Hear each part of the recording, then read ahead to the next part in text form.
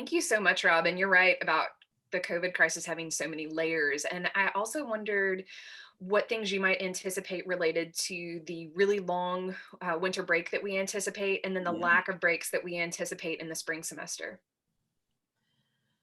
Yeah, I mean, the lack of break um, impacted us all really, right? I mean, there's not really anybody that works in higher ed or is faculty or instructor or a student or student affairs or anybody that is impacted by the closing or lengthened breaks.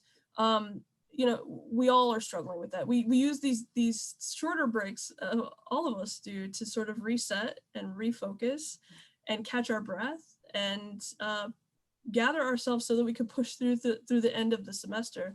And talking with students, that's not actually something that they had really planned for. Is, they knew logically they were not going to have this middle break, right? The smaller break, fall break. Um, and so they were like, okay, it's just going to be what it is. But I don't think that they planned necessarily or knew that they had to plan necessarily to um, find a source to gather that strength to really push through to the end of the semester.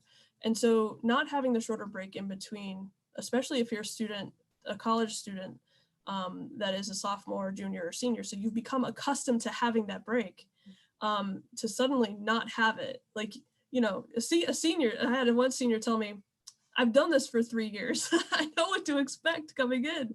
I know what the rhythm is going to be and like what it's going to look like and when I need to rest and when I need to push through. And that has completely been thrown off and without any chance to calibrate because it's unknown.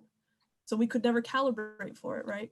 Um, and then the flip side of that is the longer break. And for LGBTQ plus students, the longer break means a couple of things. Now, it's happening because we're in the time of COVID, right? And especially over the summer, a lot of students lost, say, their internships or employment or summer programs that for LGBTQ plus students, that keeps them outside of their family's home for an extra period of time. So it gives them somewhere else to go when they can't stay on campus, but they don't want to go home. And so a lot of folks lost that very suddenly in the late spring and early summer. And we're seeing a continuation of that. Some things are starting to pick up, but there's not as many internships available for winter break period because winter break has always been so short, right? And so now it's longer, but there's no internship or programs really prepared for that length extension. So LGBTQ plus students really only have a few options. And for some folks, returning home can be a really difficult situation to encounter or to navigate.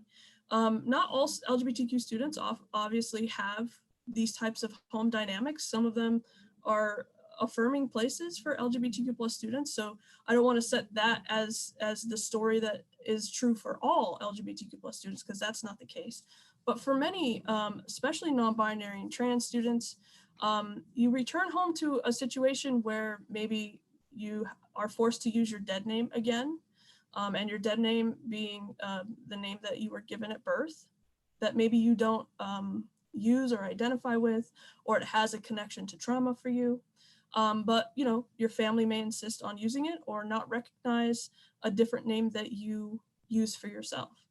It could be allowing or not saying anything about misgendering or not recognizing your pronouns because you don't want to take on that emotional work, right? If you know your family and they're not going to budge on these types of things, the emotional labor is too much.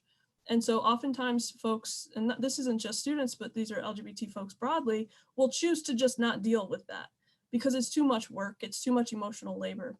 And if they're not ready, if they're not prepared or strong enough for it, then they'll deal with it another time.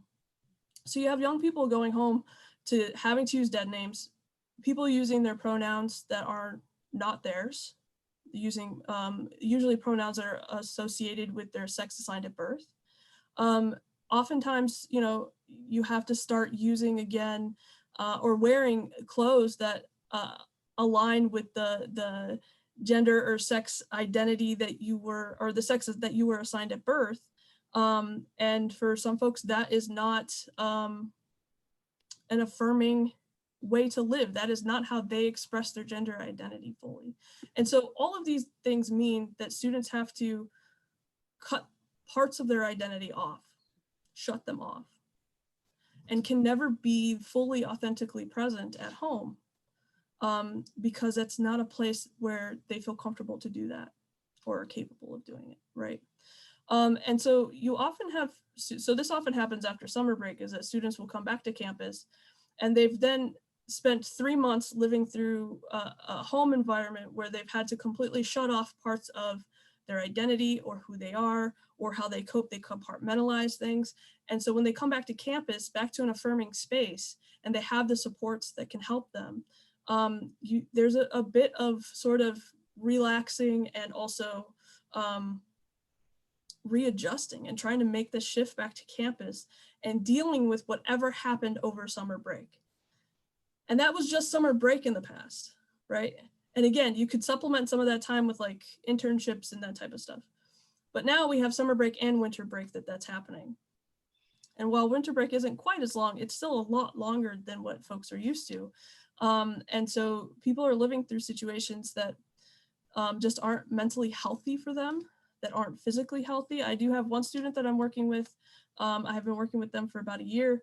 Every time they have to go home for break, they risk being put into conversion therapy. And I know that that can't be the only student experiencing that, right? I have other students who, have plural relationships. And so they have to choose which of their partners they're going to not talk to over winter or summer break because their parents only can know about one, right? And so they have to, again, hide themselves or compartmentalize themselves and not fully live authentically who they are. And we know that impacts people's mental health and well-being long term. And again, having to only navigate it during the summer is one thing, and now having to navigate it both during the summer and the winter creates a lot more problems.